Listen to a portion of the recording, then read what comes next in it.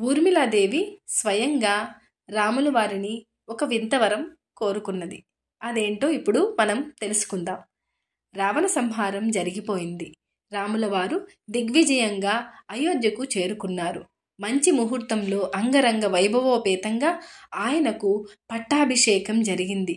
ఒక రోజున రాముల వారు సభలో కూర్చొని ఉండగా యుద్ధానికి సంబంధించిన విషయాలు చర్చకు వచ్చాయి. 14 ఏళ్ల పాటు నిద్రాహారాలు లేని మనిషే ఇంద్రజిత్తుని చంపగలడు. లక్ష్మణుడు అలా 14 ఏళ్ల పాటు నిద్రాహారాలు లేకుండా గడిపాడు కాబట్టే ఆయన ఇంద్రజిత్తుని సంహరించగలిగాడు అని ఎవరో గుర్తించసాగారు. ఆ మాటలు విన్న రాముల వారికి ఒక అనుమానం వచ్చింది. 14 ఏళ్ల పాటు మమ్మల్ని కంటికి రెప్పలా కాచుకొని ఉండేందుకు నువ్వు నిద్రపోలేదని నాకు తెలుసు. నీ భార్య ఊర్మిళ ఇక్కడి అంతఃపురంలో ఆ నిద్రని అనుభవించిందని తెలుసు. కానీ రోజు నీకు అందించిన ఆహారాన్ని ఏం చేశావు అని అడిగారు రాముల వారు. అప్పుడు లక్ష్మణుల వారు ఇలా సమాధానం చెప్పారు. మనం వనవాసం చేస్తున్నన్నాళ్ళు నాకు అందించిన ఆహారాన్ని పంచవటిలోని ఒక చెట్టు తొర్రలో ఉంచేవాడిని అని జవాబిచ్చాడు లక్ష్మణుడు. లక్ష్మణుడు చెప్పిన మాటలు సబబుగానే తోచాయి. కానీ సరదాగా ఆ ఆహారపు పొట్లాలన్నీ ఒకసారి లెక్క పెడదామా అని అన్నారట. దాంతో వాటిని అన్నిటినీ తెప్పించి సైనికులతో లెక్కించసాగారు. కానీ లెక్కలో ఒక 7 రోజుల ఆహారం తగ్గినట్లు తేలింది. అప్పుడు రాములవారు పరిహాసంగా, లక్ష్మణ, ఆ 7 రోజుల పాటు ఆహారం ఆరగించావా ఏంటి అని సరదాగా పరిహాసంగా అడిగారట. అన్నయ్య, మొదటి సందర్భంలో తండ్రి గారి మరణ వార్త తెలిసిన రోజున మనం ఆహారం తీసుకొనలేదు. రావణాసురుడు సీతమ్మను అపహరించిన రోజున ఆహారాన్ని తీసుకోవాలన్న ధ్యాసే మనకు లేదు. మైరావణుడు మనల్ని పాతాళానికి ఎత్తుకుపోయిన సందర్భంలో 3వ సారి ఆహారాన్ని సేకరించలేదు. నేను ఇంద్రజిత్తు సంధించిన బాణానికి మూర్ఛిల్లిన రోజున ఎవరూ నాకు ఆహారాన్ని అందించే ప్రయత్నమూ చేయలేదు. మర్నాడు ఇంద్రజిత్తుతో భీకరమైన పోరు జరిగే సమయంలోనూ ఆహారాన్ని నాకు అందించే సమయమే చిక్కలేదు.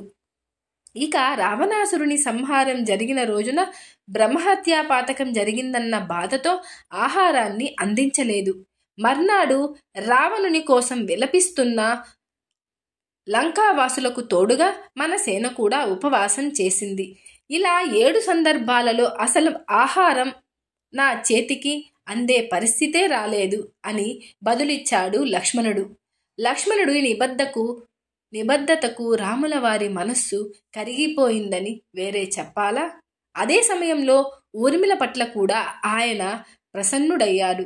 తల్లి, వనవాసంలో నువ్వు ప్రత్యక్షంగా మాతో పాటు లేకపోయినా ఇక్కడ నువ్వు చేసిన త్యాగంతోనే మేము అక్కడ అన్ని సమస్యలను తట్టుకొని నిలబడగలిగాము.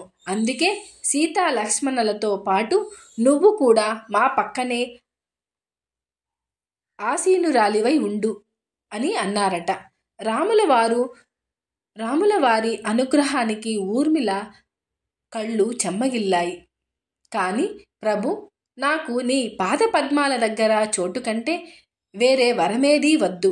ప్రతిరోజు నీ పాదాల చెంతకి చేరుకొని నా అనుగ్రహాన్ని పొందే నైవేద్య రూపంలో నేను ఉండేలా అనుగ్రహించు అని వేడుకుందట ఊర్మిళ. కలియుగంలో పూరీ క్షేత్రంలో నేను కృష్ణుని అవతారంలో వెలుస్తాను. నా సోదరుడు లక్ష్మణుడు బలరాముని రూపంలో నాతో తోడుగా ఉంటాడు. నువ్వు విమలాదేవి అవతారంలో ఆ ఆలయంలోనే క్షేత్ర పాలకురాలిగా వెలుస్తావు. అక్కడ నిత్యం రూపొందించే మహాప్రసాదంలో కొలువై ఉంటావు అంటూ వరాన్ని అందించారట. ఆ వరం కారణంగా ఇప్పటికీ పూరీలోని జగన్నాథుని ఆలయం పక్కన విమలాదేవి ఉపాలయం కనిపిస్తుంది.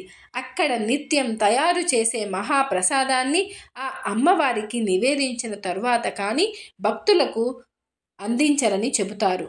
పూరీలో నిత్యం 56 రకాల ప్రసాదాలతో వైభవోపేతమైన నైవేద్యం రూపొందే విషయం తెలిసిందే.